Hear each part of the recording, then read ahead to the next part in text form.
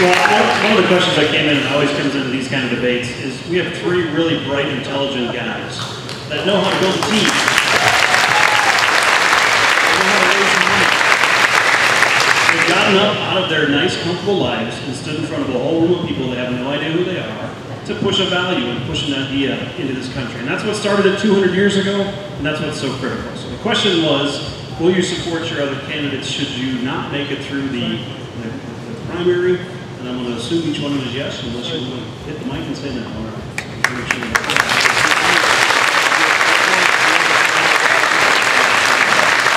Anyone out there with a question we didn't answer? We didn't hit military, financial reform, which is in the paper. Anything else that we'd like to add that we missed before we wrap it up? Sure.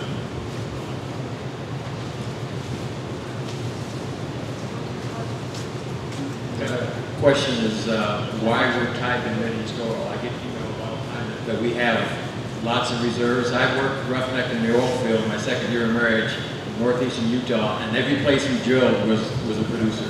So can you tell me why we're tied to Mideast Oil? That's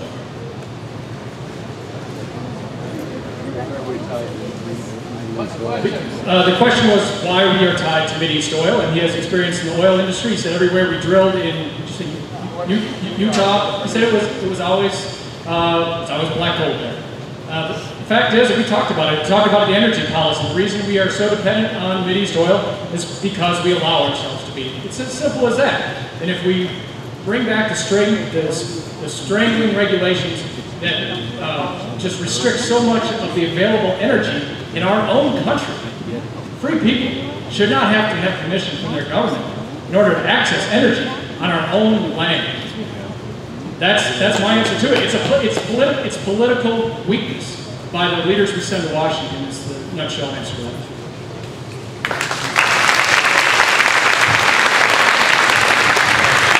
We're tied to Mideast Oil because we elect too many liberals to our government. It's basically that simple.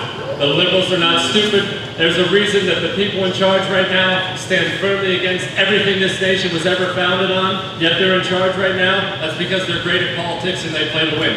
They play chess and we play checkers every single time. We complain about Rahm Emanuel. I wish we had 100 of them in our party right now. We need winners and we need brawlers right now. They insulate their agenda into bureaucracy. All these oppressive environmental regulations, it's some unelected bureaucrat hack making 150 grand of your taxpayer money that's making those decisions for us right now. And they insulated in the courts. The EPA got the Supreme Court to determine that carbon dioxide is a dangerous greenhouse gas, and thus giving the EPA the authority to regulate it. So the short answer is stop electing liberals. That's the truth of the matter.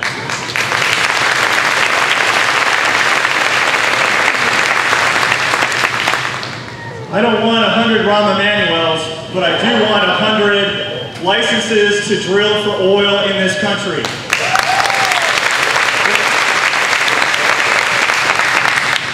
When I was in 8th grade, we moved up to Alaska. My father worked for the Anaconda Mineral Company here, and he worked for Atlantic Richfield oil fields in Alaska. And you know what? I have a sneaking suspicion if we were able to drill in ANWR, we might not have the same problems that we're having way off the coast of Louisiana right now.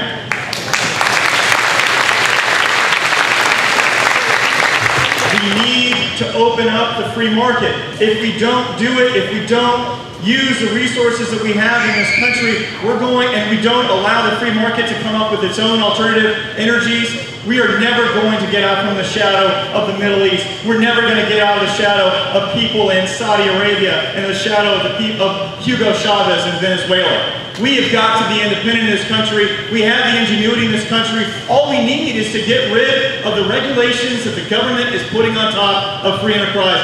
That's the solution in this country.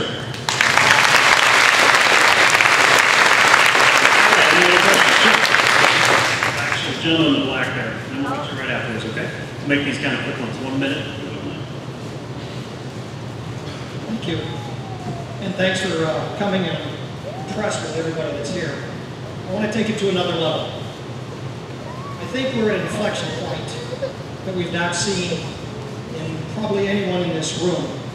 And that is that our debt right now is $13.2 trillion. And that, from what I've calculated on this debt.org, and I didn't believe it at first, I looked at it and I did some studying and I do believe it. $13.2 trillion.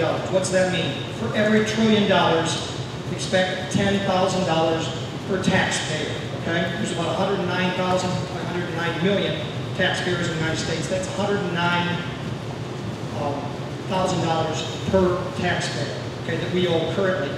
At the rate they're going, according to calculations, it's about 1.5 trillion a year. You're talking about bubbles, okay? We've had the real estate bubble, we've had the stock market bubble, they're talking about the discretionary bubble and so forth. And we're getting down to the point where not only that, but unfunded debts, we're back to the liberal stuff, is between Social Security, between Medicare, between the drug program, they're talking about $109 trillion of unfunded. These are huge problems, besides what you've already talked about, which makes sense and they're really good ideas. What happens as this continues to grow? What ideas do we have to start going backwards? Because according to some of the numbers, and I'm going to be reading a lot more books, and I suggest everyone else does. I read Aftershock, I want to read Crash 2.0, and many of the other books, because I want to understand this, and we all need to understand it, that this country is facing a crisis.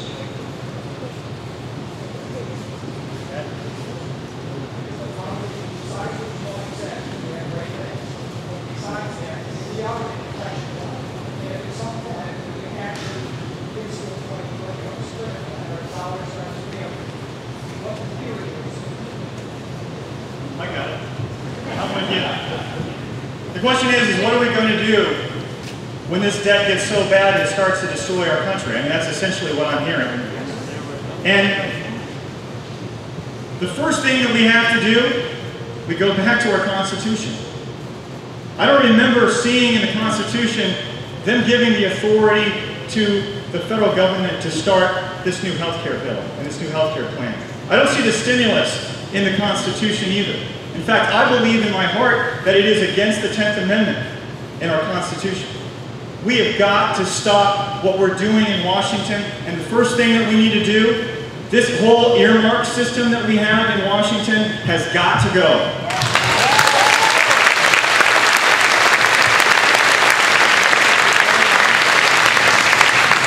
Why do I say that? If you look at the sheer corruption that we see in Washington, D.C. right now, there are men and women, there are congressmen from both parties, Duke Cunningham, William Jefferson, etc., that are wearing orange jumpsuits right now, sitting in federal pens because they took bribes for earmarks.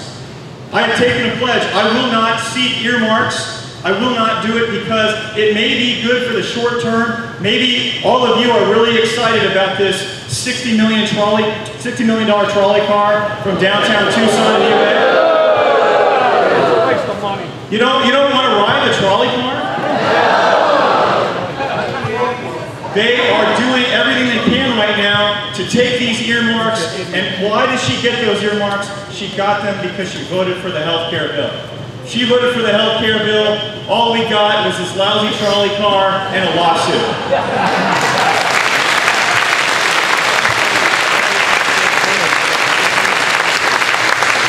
The scary answer to your question is, what do we do when it gets to that point and the dollar collapses? You sit around and talk about what you could have done to win elections. That's what you do, because that's when it's game over. That's when it's the Weimar Republic, and you carry around a wheelbarrow full of dollars to go buy a loaf of bread. That's why this election matters, so we don't get there. Because 10 years from now, we're either going to be talking about the November of 2010 as the Great Conservative Revolution, where conservatives swept into the government and they changed things, and they weren't worried about a congressional pin. They were worried about kicking butt and taking names. They were worried about making adult decisions with finances. Or 10 years from now, we're going to look back and say, I probably could have done a little bit more, but hey, I was busy. It's what are we going to do about it? Because when it gets to that point, it's over. We are Greece in 7 to 10 years unless we make stern changes now. And rest assured, when we take back the House in 2010, it's going to be media wars for 2 years with this president. You know how in love he is with himself now on the camera every 2 seconds. He's going to be up there every single day demonizing Republicans, demonizing this, calling people out. Unless we have people who are willing to hold the line and maybe give up a political seat, we're finished. But that's not going to happen because we have a group of warriors running for Congress across this nation right now, and we are